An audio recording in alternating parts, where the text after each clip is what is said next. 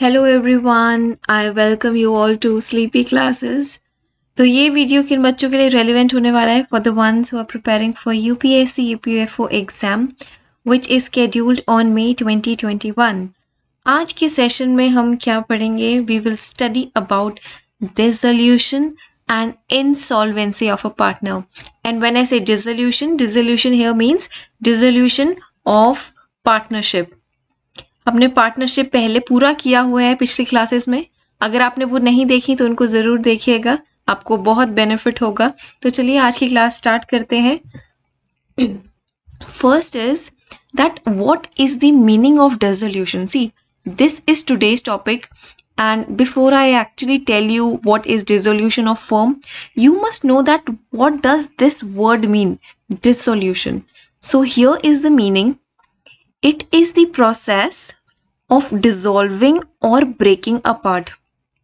ठीक है, कोई चीज डिसॉल्व हो जाती है या बिखर जाती है या खत्म हो जाती है, ठीक है, उसको क्या बोलते हैं? डिसोल्यूशन।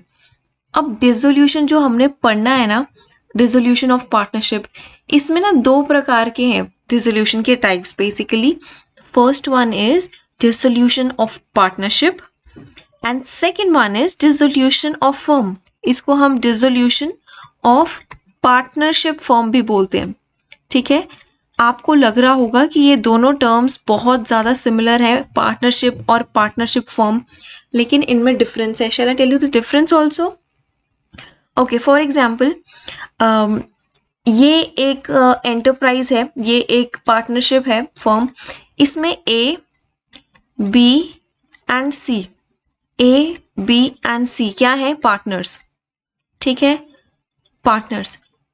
इनके बीच का रिलेशन, उसको क्या बोलते हैं? जो इनके बीच का रिलेशन होता है, we call it as partnership.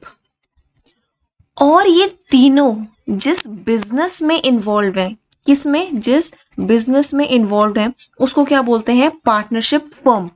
ठीक है, तो यहाँ तीन टर्म्स हैं और तीनों टर्म का अलग मतलब है। पहली है पार्टनर्स, आपको पता है कौन होते हैं? ए बी सी।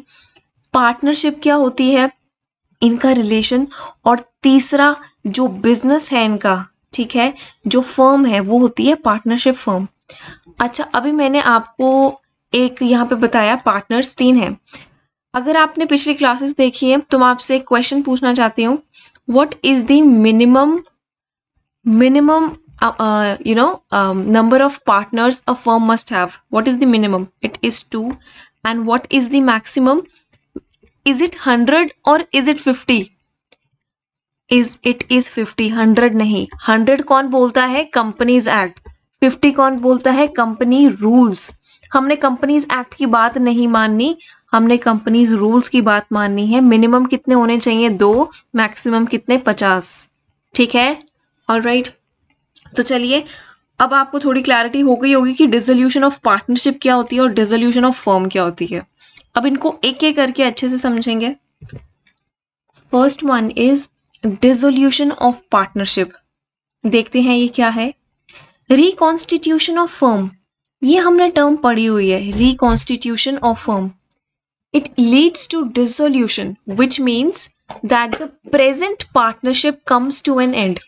जो इनकी अभी पार्टनरशिप चल रही है ना, मतलब अभी इन पार्टनर्स के बीच का जो रिलेशन है ना, जो इनके बीच का रिलेशन है, वो जब एंड होता है, ठीक है, we call it as reconstitution. अब रिकॉन्स्टिट्यूशन के कौन कौन से केसेस थे? जब एडमिशन होती है किसी पार्टनर की, जब कोई रिटायर होता है, जब चेंज होता है प्रॉफिट शेयरिंग रेशो में, जब किसी पार्टनर की डेथ होती है। तो ये 4 केसेस हमने डिस्कस किए थे जब क्या होती है? रिकॉन्स्टिट्यूशन। अब जब भी यहाँ कोई ऐसा सिनेरियो हो कि न्यू पार्टनर आ रहा है, रिटायर हो रहा है, या किसी की डेथ हो रही है, या चेंज हो रहा है प्रॉफिट शेयरिंग रेशो में, इसका क्या रिजल्ट होगा? It will lead to dissolution which means that the present partnership comes to an end. जो फिलहाल की उनका पार्टनरशिप का जो रिलेशन था ना, वो एंड हो जाता है। और फिर क्या होता है? In this case all the partners can continue under the same name of the partnership firm if they feel so. ठीक है, ये उनकी चॉइस होती है। अभी ना मैं आपको एग्जांपल ना नेक्स्ट स्लाइड में दूंगी।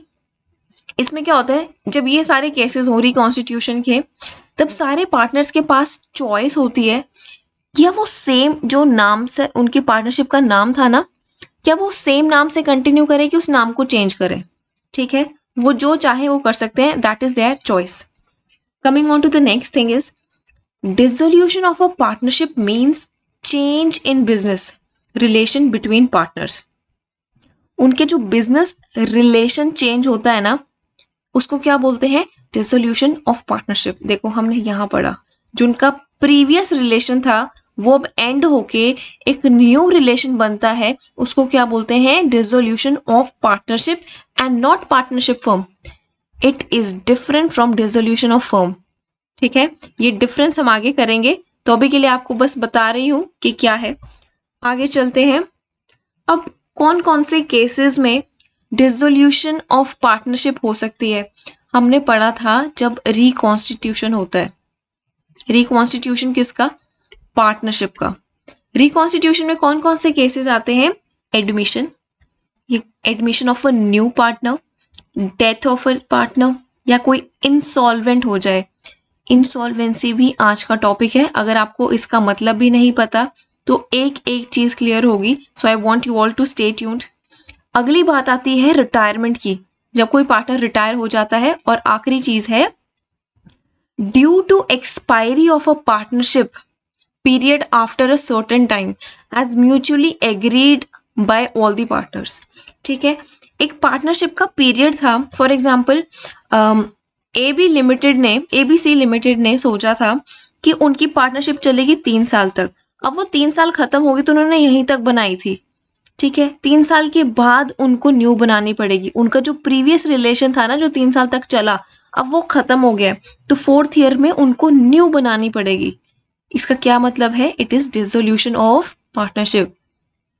अब चलो मैं आपको एग्जाम्पल के साथ समझाती हूँ कि admission of a new partner, how it leads to change in relationship.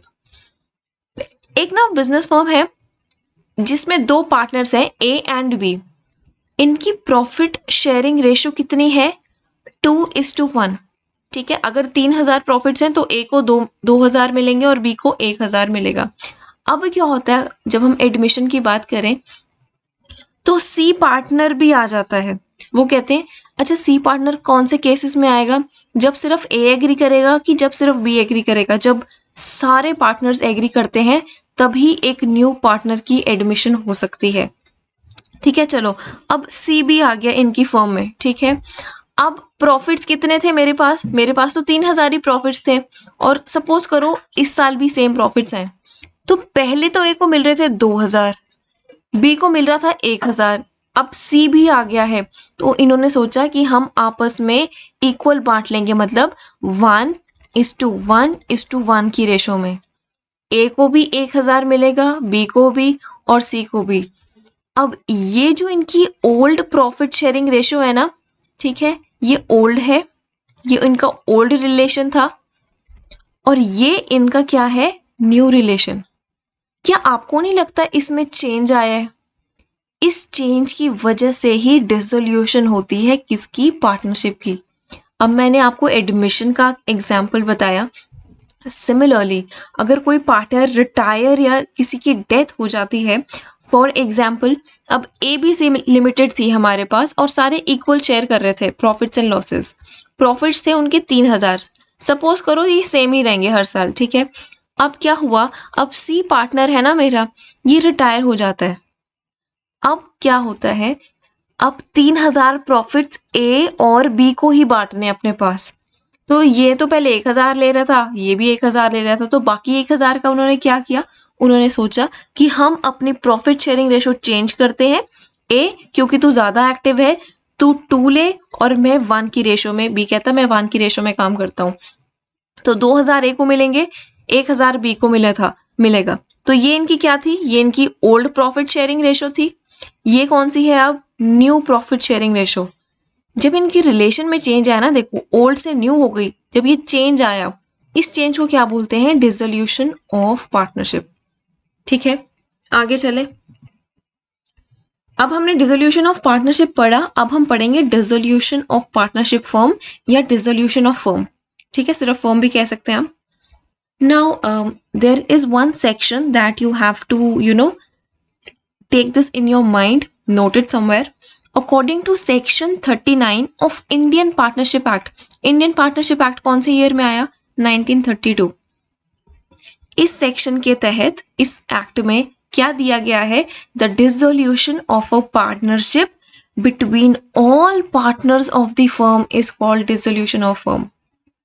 जब सारे के सारे पार्टनर्स का जो रिलेशन है ना, वो चेंज नहीं, वो खत्म हो जाए, इसको क्या बोलते हैं? Dissolution of firm.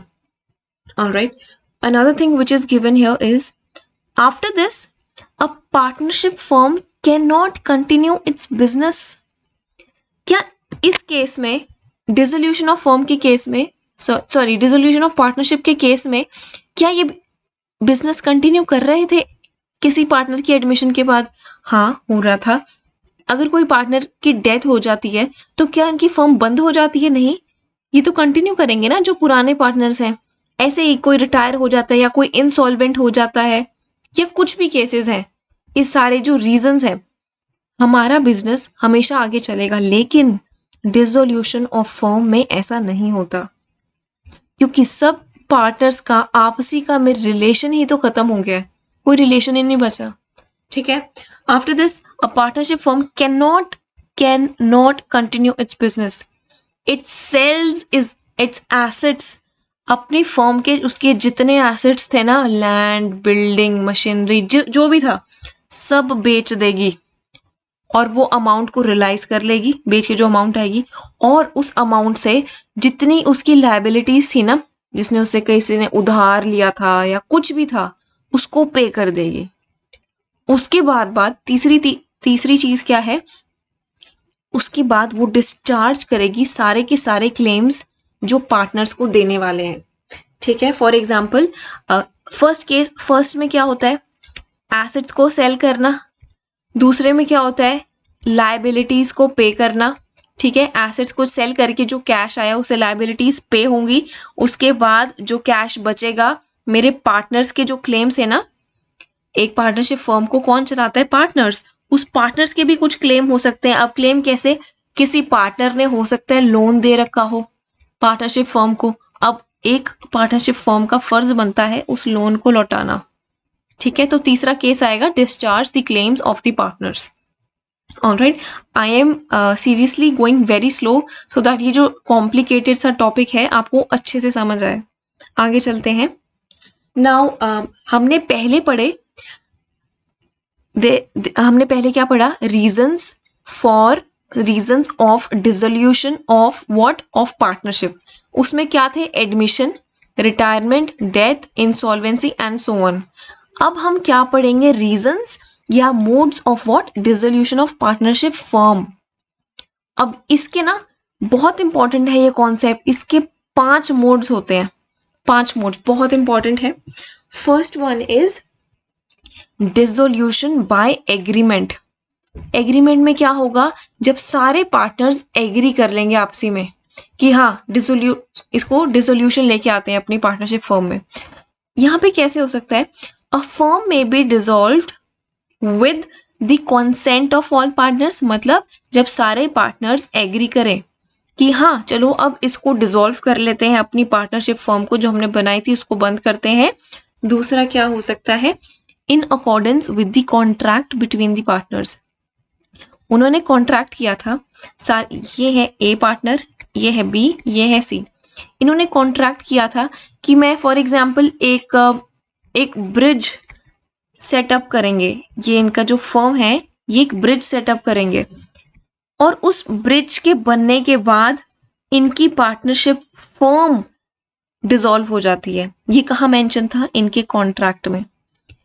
तो एग्रीमेंट में कौन कौन सी चीजें आ सकती हैं? First, consent of partners, and the second one is in accordance with the contract. ठीक है. आगे बढ़े. Second one is compulsory dissolution. अब जब डिसोल्यूशन बाय एग्रीमेंट थी ना, तो वो कौन सी थी? मैं लिख देती हूँ यहाँ पे. इसकी नेचर क्या है? It is voluntarily done. कोई कंपल्शन नहीं होती किस पे। लेकिन इस केस में जो हम अभी पढ़ने लगे हैं, आपको कंपल्सरी अपनी फर्म बंद करनी पड़ती है। अब देखते हैं वो कौन से केसेस हैं। By the adjudication by the by the adjudication as insolvent of all the partners or all the partners except one। अब इस टेक्निकल टर्म का क्या मतलब है? जब आपकी फर्म के ऑल पार्टनर्स, सारे के सारे पार्टनर्स क्या हो जाते हैं? इंसॉल्वेंट, या सारे पार्टनर्स सिवाय एक के, except one, all partners become insolvent. Insolvent हमने आज करना है टॉपिक। अगर आपको नहीं मतलब समझ आ रहा है, एक छोटा सा आपको हिंट देती हूँ। इंसॉल्वेंट मतलब जब उनका दिवाला निकल जाता है, उनके पास पैसे नहीं होते किसी को देने के लिए। जब किसी की पार्टनर के पास पैसे नहीं रहेंगे देने की, तो क्या फायदा होगा उनका बिजनेस कंटिन्यू करने का? तो बिजनेस बोलते हैं कंपल्सरी अपनी पार्टनरशिप फर्म बंद करो। दूसरा कौन सा केस हो सकता है? By the happening of any event which makes it unlawful for the business of the firm to be carried on or for the partners to carry it in the partnership। इस पूरे sentence का एक ही अर्थ है, अगर आपका business किसी ऐसे business में इन्वॉल्व है जो कि क्या है? अनलॉफुल। ऑलराइट, अगर आपने कोई ऐसा बिजनेस किया है तो भी आपको ऑर्डर्स आएंगे कि बंद करो अपना business. That will be compulsory dissolution.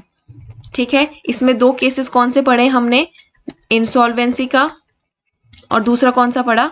Unlawful, जब आपका बिजनेस अनलॉफुल हो जाए। ऑलराइट, आगे चलते हैं। Third one is dissolution due to contingency. अच्छा, कंटिजेंसीज का क्या मतलब होता है? It is an event which is dependent upon future things या future events। फॉर एग्जाम्पल, आपके बिजनेस के अगेंस्ट कोई कोर्ट केस हो रखा है। अब वो कोर्ट केस के नतीजे पे ही डिपेंड करेगा ना कि आपकी, या आप किसी को कॉम्पेंसेट करना है या बदले में आपको ही पैसा मिलेगा। ये किस पर डिपेंड कर रहा है? कि उस कोर्ट के डिसीजन पे। सो contingencies are the events which are dependent upon future events। Alright, अब डिसोल्यूशन ड्यू टू कंटिजेंसीज में कौन कौन से केसेस आएंगे? जब एक पार्टनर की डेथ हो जाती है, ठीक है, जब वो इंसॉल्वेंट हो जाता है, या जब उसकी रिटायरमेंट हो जाती है, या जो उन्होंने अपना वेंचर बनाया, जो पर्पस बनाया वो कंप्लीट हो जाता है, या on the expiry of the term fixed. ठीक है, ऑलराइट। अब ये सारे केसेस कौन से हैं आप मुझे बताएंगे? These are cases of reconstitution. ठीक है, लेकिन यहाँ पे एक चीज नहीं आ रही। कौन सी नहीं आ रही? एडमिशन, वो नहीं आ रही, बाकी सारे हैं। ठीक है, तो इसका ध्यान रखना है आपने। आगे चलते हैं।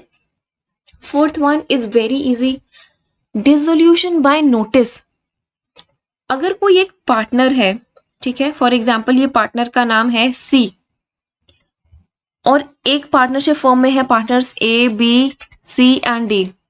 इनमें से सी ना इनको नोटिस देता है कि मैं आज के बाद ये जो हमारी फर्म है इसको डिसॉल्व करना चाहता हूँ। सिर्फ एक भी दे सकता है। Any partner can get the firm dissolved by giving notice in writing to other partners of the firm। क्या आप इस एक पार्टनर की पावर देख रहे हैं? इसकी पावर, उसके पास इतनी पावर है कि वो राइटिंग में नोटिस दे के बाकी पार्टनर्स को कह सकता है कि फर्म को डिसॉल्व करो। ऑलराइट, आगे बढ़ते हैं। Fifth one is, this is the last one, अब डिसोल्यूशन बाय कोर्ट। ठीक है, जब कोर्ट इंटरवीन करता है बीच में। पहला case, when the partner of the firm has become of unsound mind. अब अनसाउंड माइंड का मैं आपको लेमैन लैंग्वेज में मतलब बताती हूँ। जब कोई पार्टनर अपना मानसिक संतुलन खो देता है, या उसको हम बोलते हैं कि वो पागल हो गया। ठीक है, उस केसेस में कोर्ट बोलेगा कि अपनी पार्टनरशिप फर्म बंद करो। दूसरा केस है when a partner of the firm has become permanently incapable of performing his duties as a partner। ठीक है, जब उसके बियॉन्ड हो जाती हैं कि वो अपनी duty as a partner fulfil करे, अब वो उसके वो कर ही नहीं सकता, he is not at all capable of doing them. अब जब वो कर ही नहीं सकता अपनी ड्यूटीज, ऐसे केस में भी कोर्ट बोलता है कि अपना बिजनेस बंद करो। थर्ड देखिए, when a partner commits wilful और persistent breaches of agreement. Wilful मतलब जान के, परसिस्टेंट मतलब बार बार। ठीक है, मैं यहाँ लिख देती हूँ, विलफुल मतलब विलिंगली एंड परसिस्टेंट मतलब बार बार, रिपीटेडली। ब्रीच मतलब कॉन्ट्रैक्ट को तोड़ना, ब्रीच ऑफ एग्रीमेंट, किसी एग्रीमेंट को बार बार आप तोड़ ही जा रहे हैं, उस केस में भी कोर्ट बोलेगा कि चलो बंद करो। अगला है fourth one, when a partner is guilty of misconduct. उसने कोई मिसकंडक्ट किया, फॉर एग्जाम्पल उसने कोई थेफ्ट कर लिया या उसने कोई मर्डर कर दिया, तो ये उसका मर्डर कर दिया, फॉर ये उसका मिसकंडक्ट है। अगर कुछ ऐसा केस होता है तभी कोर्ट बोलेगा कि बंद कर दीजिए। Next one is when the business of the firm cannot be carried on save at a loss on anything except a loss। Alright, इसका क्या मतलब है, आपका बिजनेस अगर अब फ्यूचर में कभी भी चलेगा ना, तो वो सिर्फ आपको क्या देगा, लॉस। लॉस के अलावा कुछ नहीं, कभी भी आपकी फर्म में प्रॉफिट्स नहीं आएंगे। और जब ऐसा केस होता है तो बेहतर रहता है कि आपकी फर्म बंद हो जाए। ठीक है, बिकॉज लॉस किसी को बियर नहीं करना।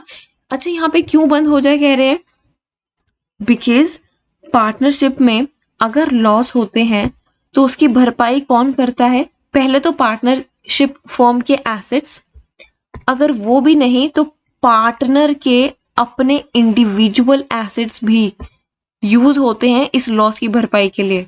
तो जब पता ही है फ्यूचर में सिर्फ लॉस है तो बंद करना ही बेहतर रहता है। Alright, so this is the reason behind it. I hope it gives you more clarity now.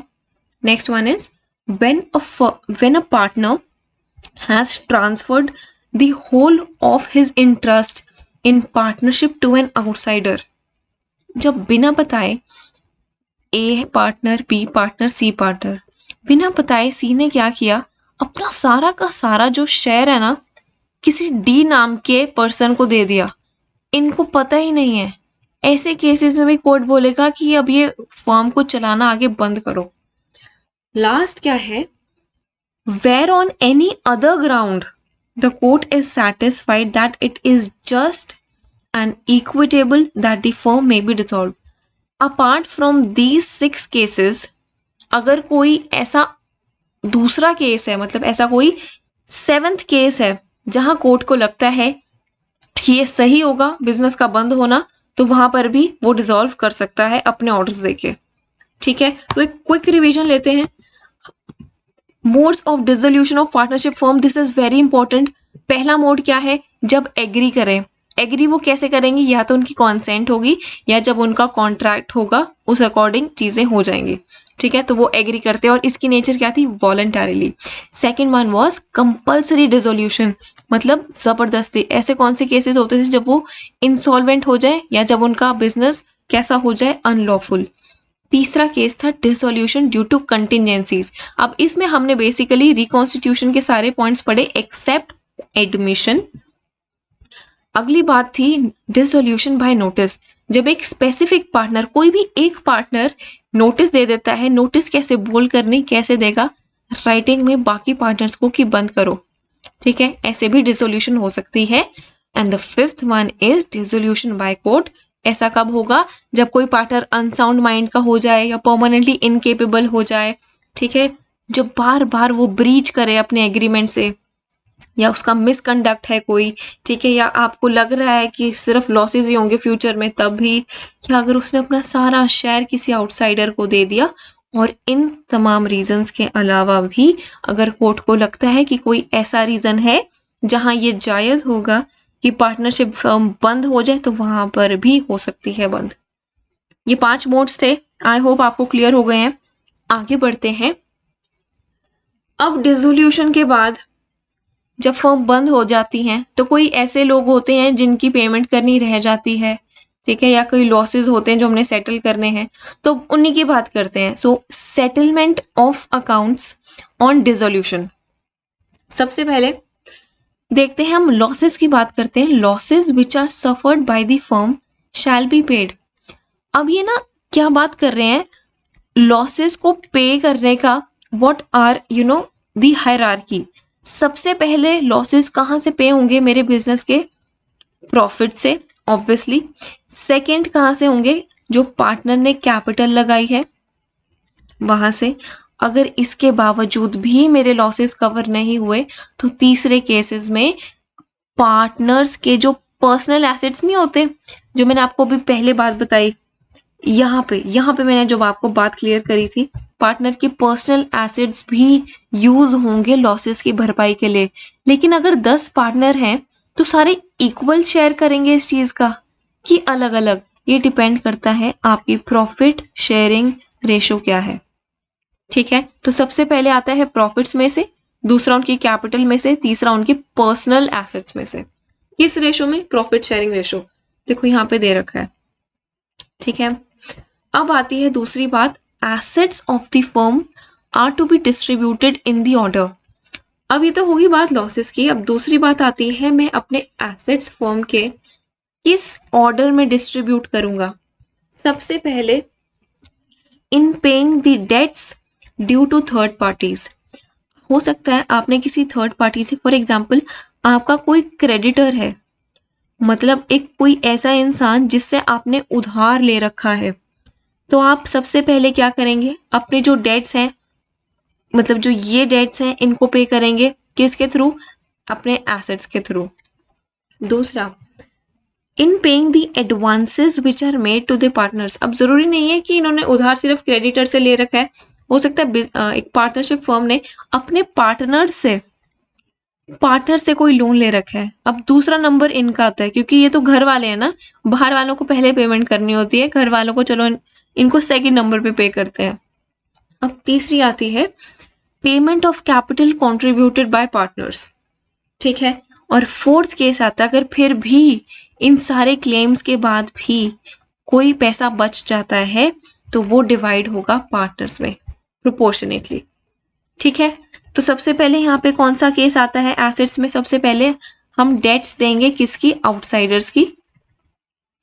दूसरा केस कौन सा आता है? जब हम एडवांसेस को रीपे करेंगे जो हमने किन से लिए थे? अपने पार्टनर से. और थर्ड केस कौन सा आता है? पार्टनर्स की जो कैपिटल जो उन्होंने लगाई थी ना बिजनेस में, उसको वापस भी तो करना है ना. तो और अगर यहां से भी पैसा बच गया तो वो सारे पार्टनर्स में डिस्ट्रीब्यूट हो जाएगा प्रोपोर्शनेटली. ठीक है, आगे चलते हैं. Now a very important thing, you must know what is the difference between dissolution of partnership and dissolution of partnership firm. हालांकि हमने अच्छे से किया है, लेकिन एक क्विक रिवीजन लेते हैं. आई होप आपको मैक्सिमम पॉइंट्स आते होंगे. सबसे पहले इसका मतलब, discontinuance of relation between all partners is known as dissolution of partnership. ठीक है, जब इनका रिलेशन बीच का खत्म हो जाता है. अच्छा, रिलेशन कैसे खत्म होता है? कौन कौन से केसेस में? जब एडमिशन होती है किसी पार्टनर की, जब रिटायरमेंट होती है, जब change in profit sharing ratio होता है, या जब किसी पार्टनर की डेथ होती है. ठीक है, इस केस में देखते हैं क्या मतलब है. Discontinuance of firm and relation between the partners. यहाँ सिर्फ रिलेशन खत्म हो रहा था, लेकिन यहाँ फर्म भी बंद हो रही है, फर्म के साथ साथ उनका रिलेशन भी. Books of accounts. अब क्योंकि यहाँ पे बिजनेस हमारा कंटिन्यू होगा, इसके बिकॉज ऑफ दिस मेरे जो बिजनेस की बुक्स ऑफ अकाउंट्स हैं वो कभी क्लोज नहीं होती. ठीक है, क्योंकि यहाँ मेरा बिजनेस अब क्लोज हो जाएगा परमानेंटली. इस वजह से जो बुक्स ऑफ अकाउंट्स हम मेंटेन कर रहे थे, अब समय आ गया है उनको भी क्लोज करने का. Third one is continuation of business. ये पॉइंट मैंने आपको बता दिया, business of the firm continues. ठीक है, लेकिन यहाँ पे business of the firm does not continue and comes to an end. ठीक है, now talking about its nature, dissolution of partnership it is voluntary in nature. मैंने यहां बताया था आपको that it is voluntary done. ठीक है. If you talk about firm bye the firm, sorry, about the partnership it is voluntary in nature, but if we talk about dissolution of firm, ये voluntary भी हो सकती है, ये compulsory भी हो सकती है. देखो इसमें पहला केस कौन सा था, एग्रीमेंट वाला जो voluntary है, दूसरा केस कौन सा था, compulsory वाला. तो देखो यहाँ से आपको क्लियर होगा, यहाँ तो सिर्फ voluntary होगा, यहाँ voluntary प्लस compulsory दोनों केसेस हो सकते हैं. अब ना एक बहुत ही इम्पॉर्टेंट यहाँ पे कॉन्सेप्ट है, अकाउंट्स ओपन्ड. जब डिसोल्यूशन ऑफ पार्टनरशिप होती है ना, तो हम रीवैल्यूएशन अकाउंट ओपन करते हैं. लेकिन जब पार्टनरशिप फर्म ही बंद हो जाती है, जब हम अपने फर्म के एसेट्स को बेचते हैं, ठीक है, और लायबिलिटीज को सेटल करते हैं, जब हम रियलाइज करते हैं सबको, तो कौन सा अकाउंट ओपन होता है, रियलाइजेशन अकाउंट. आप ध्यान रखना, जब बिजनेस को फाइनली बंद कर देंगे तो एसेट्स को रियलाइज करेंगे, मतलब एसेट्स को सेल करेंगे और लायबिलिटीज को पे ऑफ कर देंगे. अब यहाँ रियलाइज से आप रियलाइजेशन अकाउंट याद रखना. ठीक है. अब बारी आती है हमारी इंसॉल्वेंसी ऑफ पार्टनर. ठीक है. अब इंसॉल्वेंसी ऑफ पार्टनर का मतलब जानने से पहले you must know what this word means. Insolvency, insolvency means unable to pay off the debts. आपके सिर का जितना उधार है ना, जो आपने ले रखा है, अब आप उसको ही पे नहीं कर पा रहे. ऐसे केस में आप इंसॉल्वेंट डिक्लेयर हो जाते हैं. ठीक है. दूसरी बात आती है, इंसॉल्वेंट पार्टनर कौन होता है, who is unable to meet his और her liabilities and is in difficult financial terms. उसकी जो फाइनेंशियल हालत है वो बहुत अच्छी नहीं है, बहुत डिफिकल्ट हो गई है, और अपनी लायबिलिटीज को भी, मतलब लायबिलिटीज मतलब अपने डेट्स को भी पे बैक नहीं कर पा रहा.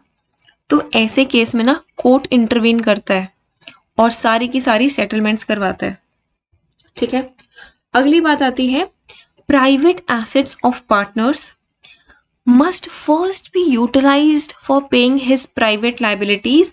उसके बाद उसकी प्राइवेट लायबिलिटीज जब सेटल हो जाए और फिर कोई पैसा बचे तो वो फर्म की लायबिलिटीज को पे करने के काम आता है.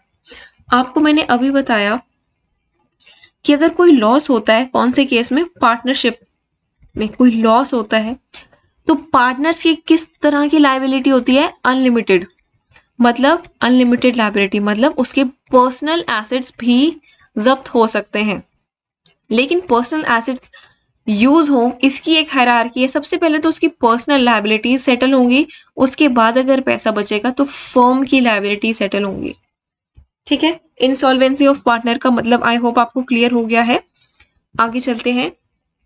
एक बहुत ज्यादा फेमस केस है, मैं इसको स्टार मार्क कर देती हूँ, this is very important. It is Garner versus Murray case.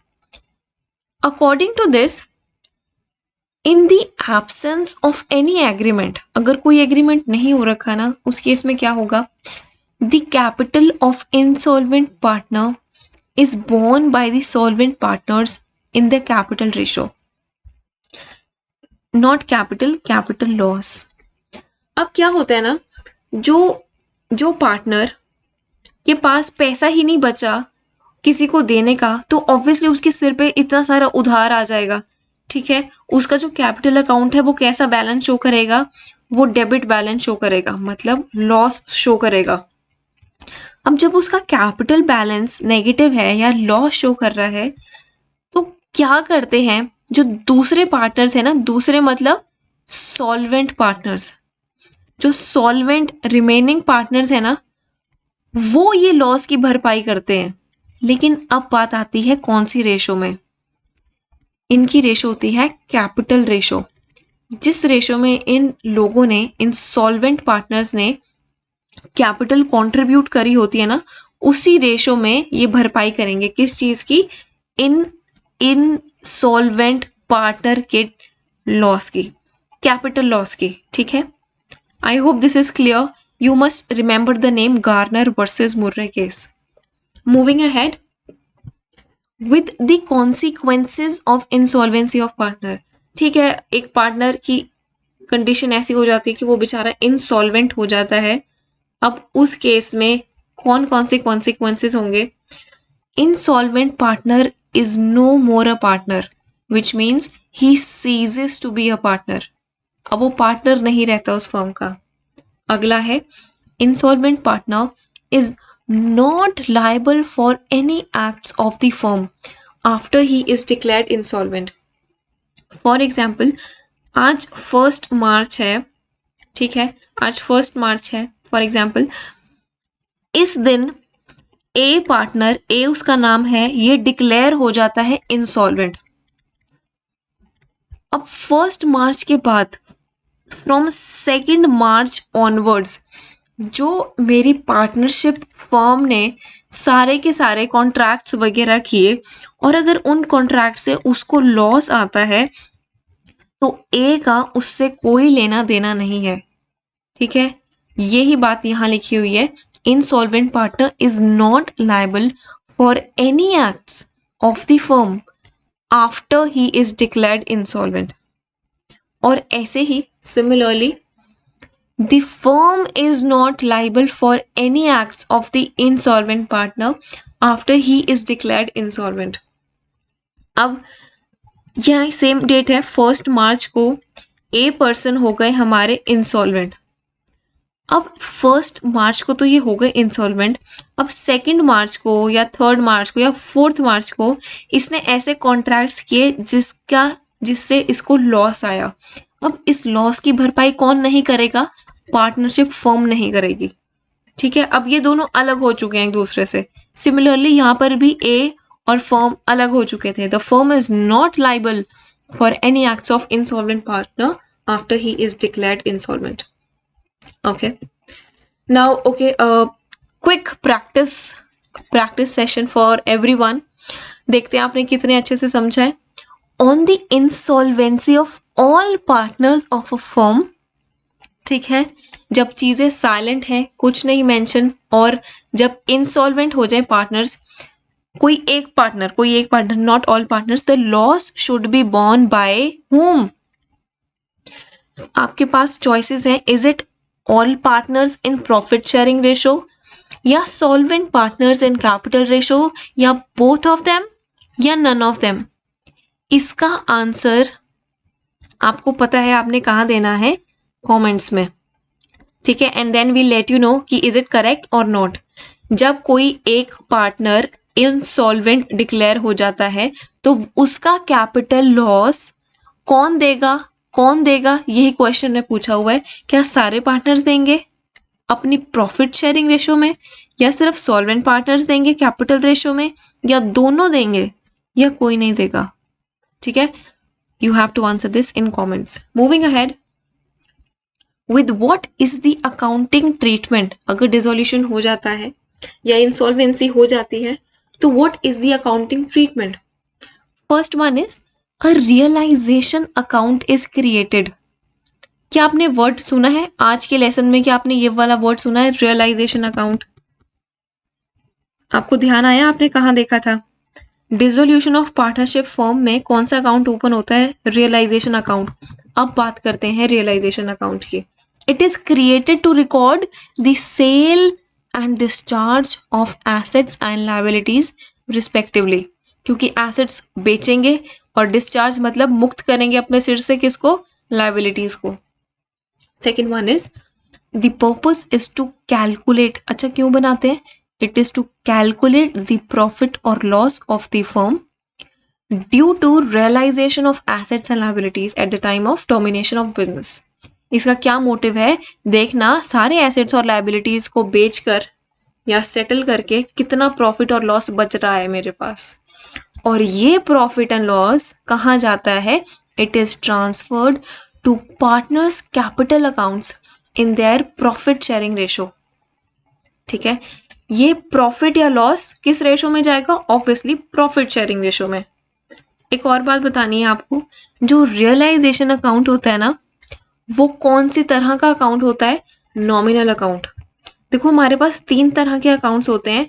First one is personal accounts, second one is real accounts and third one is nominal accounts. तो रियलाइजेशन कौन सा तरह का अकाउंट है? नॉमिनल अकाउंट, क्योंकि यहाँ पे सारे हमारे एक्सपेंसेस या लॉसेस या इनकम्स एंड गेन्स शो करते हैं हम। ठीक है, आगे बढ़ते हैं। Now have a look at the format of realisation account. सबसे पहले ये होती है हमारी डेबिट साइड, ये होती है हमारी क्रेडिट साइड। आप अपने एसेट्स को, अपने सारे एसेट्स को कहाँ लिखेंगे? Debit side. तो एंट्री क्या आएगी? Realisation to assets. ठीक है, बिकॉज ये है रियलाइजेशन टू एसेट्स। ठीक है, तो सबसे पहले आप एसेट्स को यहाँ लिख लेंगे। आपने सारे एसेट्स लिख दिए, कैश नहीं लिखेंगे, एसेट्स लिख दिए और इस साइड क्रेडिट कर दी। क्या कर दिया आपने क्रेडिट? लायबिलिटीज। मतलब एंट्री क्या होगी? Liabilities to realisation. ठीक है, by sundry creditors, by bills payable, by banks overdraft, by outstanding expenses and by provision of doubtful debts. चलिए, आपने एसेट्स और लायबिलिटीज लिख दिया। अब इसके बाद क्या और लिखना है?